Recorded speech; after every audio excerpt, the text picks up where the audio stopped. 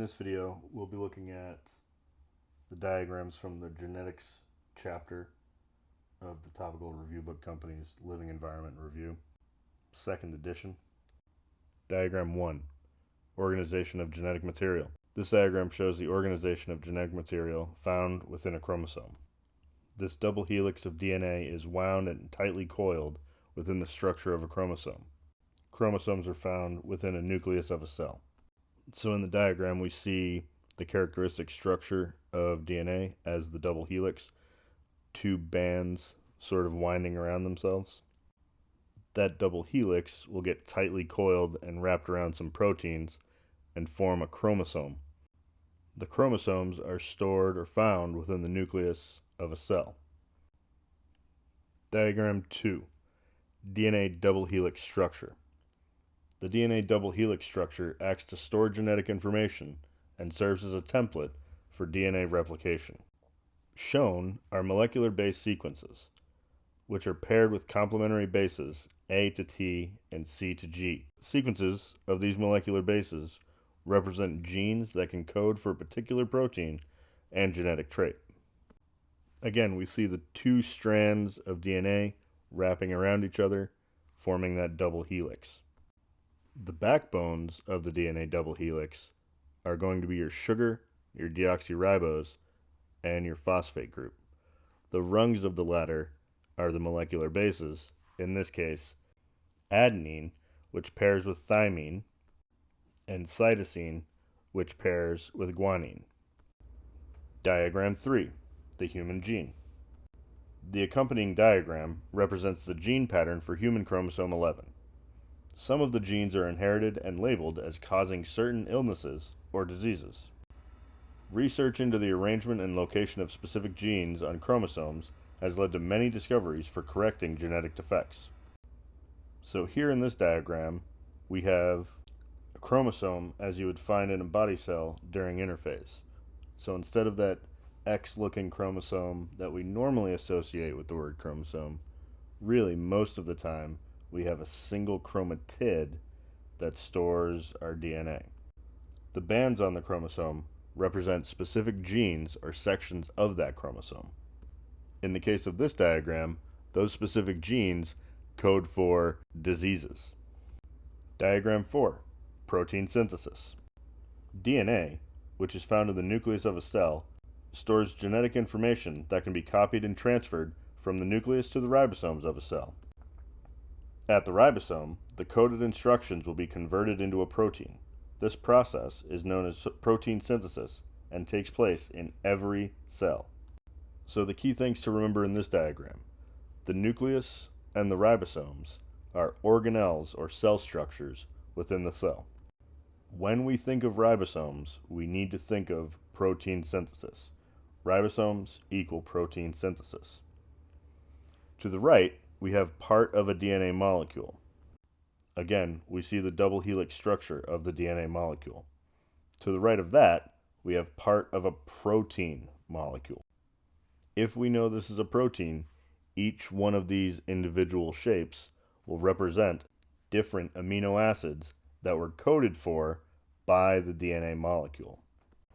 Model 5, protein synthesis in a ribosome. This diagram illustrates the process of protein synthesis as it occurs within the ribosome, structure X. The newly formed molecules are amino acids that are aligned together in sequence to create proteins based on the code from mRNA. Notice the complementary pairs in RNA, A with U and C with G. So in the scanning of this document, for some reason the ribosome didn't show up. I've drawn it in. Clearly, the original diagram on your sheet is better than this. However, we can see the ribosome structure and we can see the mRNA. We do have new bonding pairs in RNA. Thymine has been replaced with uracil, so the bonding pair is adenine bonds with uracil and guanine binds with cytosine. Like the description said, structure X is a ribosome. We also have the newly formed structure, which is a protein, so that makes alanine, proline, arginine, glycine, glycine. Those are all amino acids. Proteins are made up of amino acids. We have another structure that's bringing the amino acids to the ribosome, the tRNA. You see that the tRNA has 3 bases on the bottom of it that will pair up with the 3 bases on the mRNA. Those groups of 3 bases in mRNA are called codons. The tRNA will match those bases with the correct pairs with their anticodon that will grab a specific amino acid. Now, we've written a lot on this diagram more than any others because a lot is going on inside the ribosome. The mRNA is carrying the transcribed codes from the nucleus that were copied from the DNA template.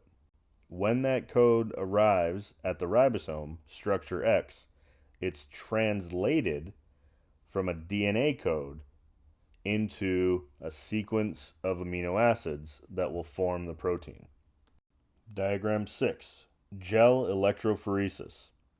This diagram represents the results of gel electrophoresis, a process where DNA fragments are separated and moved by electric current to identify or look for relationships between living organisms. DNA molecules are cut into fragments of various lengths by enzymes and loaded into a gel. Electric currents cause these fragments to migrate through the gel at varying distances and speeds. Smaller pieces move farther than the larger ones. The patterns that develop as a result of this process can be used in crime investigations and evolutionary determinations. You're most likely to see gel electrophoresis in Part D of the exam because it's one of the tests performed in the New York State lab, Relationships in Biodiversity, where you're trying to figure out the closest relative to Botanicurus. Is it species X, Y, or Z? Really quickly, like the reading said, a restriction enzyme is used to cut the DNA. In one end of the gel, we have the DNA that's loaded into wells. Then we run an electrical current through the gel with the negative end at the loading wells and the positive end at the opposite side of the gel. DNA is negatively charged. Because negative and negative repel each other, the DNA will be pushed from the negative pole down the gel to the positive pole. The current is run for a certain amount of time. The smaller DNA fragments will be able to better move through the gel, so they'll move faster than the larger fragments in that time. And we get distinct bands of the DNA fragments that we can use to compare either different species, or if we're looking at humans, we can compare how closely related two individuals are. The more similar the banding patterns, the more closely related the individuals or the species are. This will wrap up the first video going over the first 6 of the diagrams from the Topical Review Book Company's Living Environment 2nd edition. The next video will go over diagrams 7 through 14.